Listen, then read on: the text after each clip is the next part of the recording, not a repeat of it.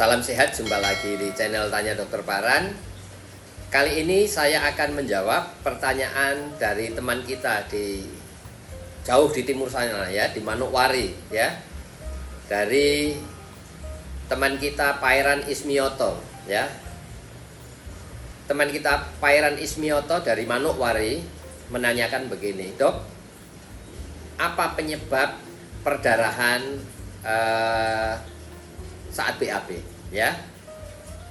Kadang-kadang kan kita menemukan orang BAB berdarah atau kita sendiri mengalami BAB berdarah. Itu sebabnya apa saja atau faktornya apa saja sih ya? Nanti saya akan jelaskan mulai dari yang sifatnya benign. Benign itu jinak yang tidak berbahaya sampai ke yang berbahaya. Jelas ya? Dari Pairan Ismioto di Manokwari. BAB berdarah itu disebabkan oleh faktor apa saja pertanyaannya ya. Nah, saya mengingatkan teman-teman yang lain silahkan bertanya kepada saya akan jawab ya. Silahkan bertanya di Linktree Tanya Dokter Paran, saya akan jawab dan saya akan upload jawabannya di YouTube Tanya Dokter Paran ya. Kembali kepada pertanyaan dari Pairan Ismioto di Manokwari. Apa saja yang menyebabkan BAB berdarah ya? Saya akan mulai dari yang ringan sampai yang serius ya. Yang pertama adalah begini. Kalau kita BAB ya, BAB keras itu kadang ada daya gesek antara kotoran yang keras dengan cengkraman klep dalam ya. Jadi di anus kita itu ada yang namanya otot klep dalam yang fungsinya atau menutup anus kita sehingga kita bisa menahan kentut, menahan BAB ya. Jelas ya? Nah, kekuatan secara istirahat cengkraman otot dalam ini pada beberapa orang itu tinggi. Ini suatu kecenderungan ya, tidak semua orang punya cengkraman otot dalamnya ini tinggi ya. Ada beberapa orang yang tinggi ya. Kalau kita BAB-nya keras dan cengkram dengan keras dan didorong supaya kotoran itu keluar, maka ada daya gesek. Daya gesek ini bisa merobek kulit anus kita, ya. Maka kalau dia merobek kulit anus kita yang bagian dalam, maka bisa terjadi perdarahan. Tetapi efek nyerinya juga lebih menonjol. Jadi berdarah dengan sangat nyeri. Itulah yang disebut fisura ani atau robekan kulit tepi anus. Jelas ya? Itu yang pertama ya. Yang kedua yang paling banyak dialami yaitu painless bleeding ya. Perdarahan yang tanpa rasa sakit. Itu kebanyakan disebabkan karena wasir dalam atau ambeien dalam atau hemoroid interna ya. Jelas ya Pak Pairan Ismioto. Yang pertama tadi fisura ani, BAB berdarah disertai nyeri dan nyerinya lebih menonjol dari perdarahannya ya. Darahnya sedikit tapi nyerinya amat sangat. Itu fisura ani, itu tidak bahaya.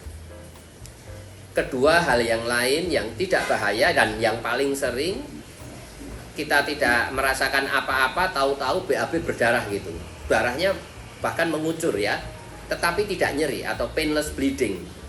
Perdarahan tetapi tidak ada rasa nyeri. Ini kebanyakan disebabkan karena wasir dalam. Nah, wasir atau ambeien yang dalam yang berdarah ini derajat 1 saja kalau tidak ada benjolan. Ini juga tidak berbahaya. Paling-paling kalau sering berbahaya jadi anemia ya. Orangnya lemes-lemes harus datang ke rumah sakit, tambah darah selesai ya. Tetapi masalahnya juga harus diselesaikan. Jelas ya? Yang pertama tadi fisura ani, nyerinya lebih daripada perdarahannya, sifatnya itu tidak berbahaya. Yang kedua wasir, perdarahannya lebih daripada nyerinya, kebalikannya ya. Ini wasir dalam ya. Dan yang ketiga itu ada yang namanya radang usus besar. Biasanya BAB darah dicampur lendir. Tetapi ada gejala-gejala lain yang menyertai. Misalnya sering mulus-mulus dan sering diare ya, maka perlu dilakukan yang namanya teropong usus besar atau kolonoskopi ya. Pak Pairan Ismioto di Manokwari ya. Itu masalah ketiga. Dan kalau kita menderita kolitis, ini bisa menjadi faktor resiko terjadinya kanker usus besar. Ya, ini ya tidak bahaya kolitisnya itu sendiri, tetapi itu membawa resiko untuk terjadinya kanker. Ya, oleh sebab itu perlu kalau kita mengalami kolitis dan didiagnosa kolitis harus perlu kolonoskopi atau teropong usus besar berkala yang namanya kolonoskopi. Jelas ya? Dan yang keempat yaitu adanya tumor yang sifatnya ganas di usus besar kita, atau sebelum itu suatu kanker bisa juga polip ya. Nah, polip di mana? Di usus besar itu ada beberapa macam ya. Ada polip yang kecenderungannya menjadi ganas, ada juga polip yang tidak ganas. Jelas ya? Nah, polip ini juga bisa mengalami perdarahan dan kita BAB bisa berdarah ya.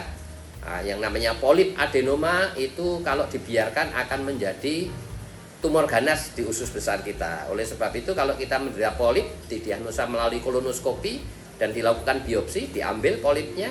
Kalau itu polip adenoma harus dievaluasi sesering mungkin untuk dilakukan kolonoskopi untuk mengevaluasi apakah muncul lagi, karena polip adenoma yang tidak diambil akan dengan sendirinya dengan berjalannya waktu akan menjadi kanker usus besar ya. Dan yang kelima adalah yang tadi itu tumor ganas ya. Tumor ganas di usus besar itu juga bisa BAB berdarah, tetapi tumor ganas atau kanker usus besar itu ada gejala yang lain, yaitu badan lemah, HB turun ya, kadar darah yang turun tanpa kita ketahui sebabnya, badan yang lemah tanpa kita ketahui sebabnya, sulit BAB awalnya. Kalau benjolannya kecil atau kankernya itu kecil, dia akan sulit BAB. Tergantung lokasinya ya, di usus besar sebelah kiri atau kanan. Kalau di usus besar sebelah kiri, karena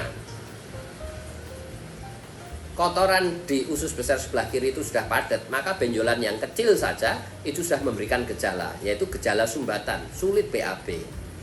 Kalau sampai akhirnya sumbat, hanya ada lubang kecil saja yang tersisa, maka kotoran yang sifatnya cair saja yang akan bisa lewat, yang padat tidak. Yaitu nanti gejalanya diare terus, diare yang nggak sembuh-sembuh dan badan lemah, badan tambah kurus, berat badan menurun, kadar HB menurun tanpa kita tahu sebabnya. Awas, bisa terjadi